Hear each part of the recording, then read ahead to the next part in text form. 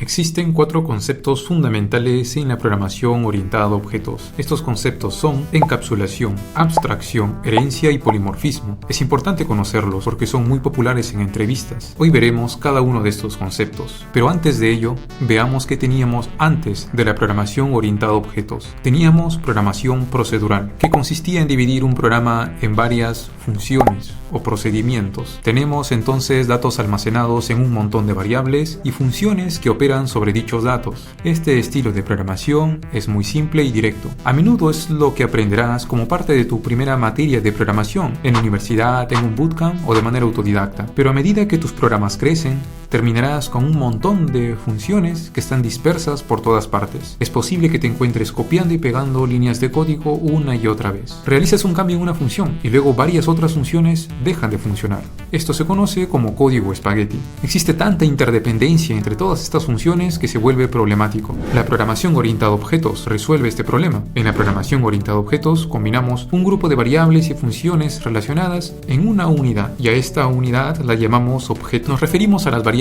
como propiedades y a las funciones como métodos. Aquí tienes un ejemplo. Piensa en un coche.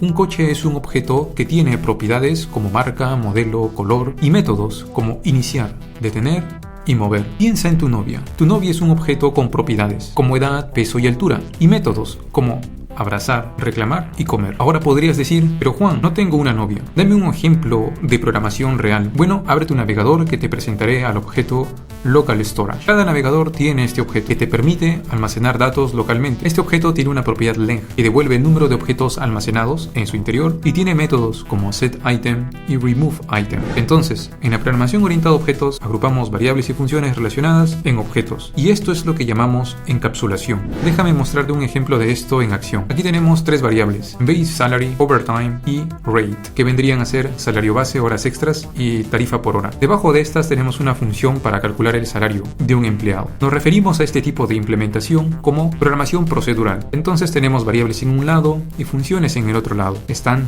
desacopladas. Ahora veamos la forma orientada a objetos de resolver este problema. Podemos tener un objeto employee, es decir, empleado, con 3 propiedades, salario base, horas extras y tarifa, y un método getWage, que significa obtener salario. ¿Por qué esta implementación es mejor? Primero que nada, observa la función getWage. Esta función no tiene parámetros. En contraste, en el ejemplo procedural, la función obtener salario tenía 3 parámetros. La razón por la que en esta implementación no tenemos parámetros es porque todas estas variables se han modelado como propiedades del objeto. Todas estas propiedades y la función getWage están relacionadas y se han agrupado como parte de una unidad. Entonces, uno de los síntomas negativos del código procedural es que las funciones tienen muchos parámetros, pero cuando escribes código de manera orientada a objetos, tus funciones terminan teniendo menos y menos parámetros. Como dice Uncle Bob, las mejores funciones son aquellas sin parámetros. Cuanto menos parámetros haya, más fácil será usar y mantener esta función. Esto se conoce como encapsulación. Ahora veamos la abstracción. Piensa en un reproductor de DVD como un objeto.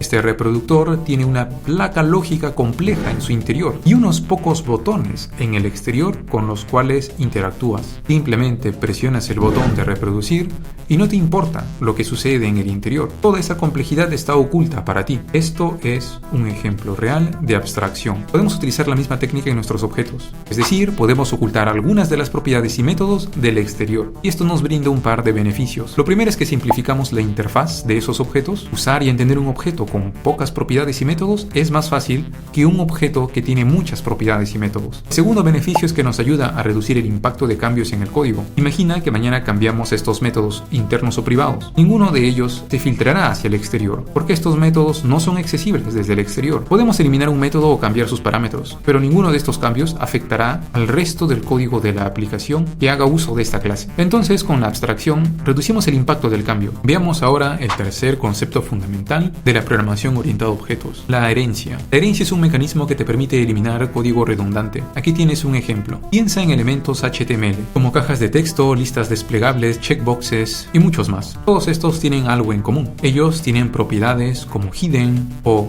inner HTML, métodos como click y focus. En lugar de redefinir definir todas estas propiedades y métodos para cada tipo de elemento HTML, podemos definirlos una vez en un objeto genérico y llamar a este objeto elemento HTML o HTML element y hacer que otros objetos hereden estas propiedades y métodos. De esta manera la herencia nos ayuda a eliminar código redundante. Y finalmente tenemos polimorfismo. Poly significa muchos, morfo significa forma.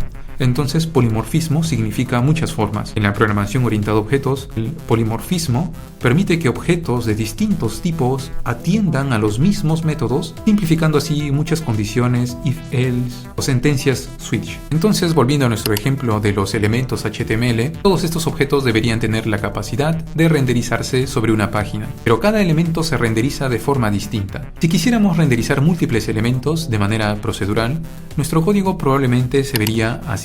Pero con la programación orientada a objetos podemos implementar un método render en cada uno de estos objetos y este método al ejecutarse se comportará de manera diferente dependiendo del tipo de objeto al que estamos haciendo referencia. De esta manera ya podemos deshacernos de este feo switch case y usar una sola línea de código como esta. Así que estos son los beneficios de la programación orientada a objetos. Usando encapsulación agrupamos variables y funciones que están relacionadas y de esta manera conseguimos reducir la complejidad. Ahora podemos reutilizar estos objetos en diferentes partes de un programa o en diferentes programas incluso. Con la abstracción ocultamos los detalles y la complejidad, mostramos solo lo esencial. Esta técnica reduce la complejidad y también reduce el impacto de los cambios en el código. Con la herencia podemos eliminar código redundante y con el polimorfismo podemos refactorizar muchas declaraciones switch case o if else. Hola de nuevo, soy Juan. Te agradezco mucho por ver este tutorial hasta el final. Espero que hayas aprendido algo nuevo hoy. Por favor, comparte y dale me gusta a este video para apoyarme. Si deseas aprender más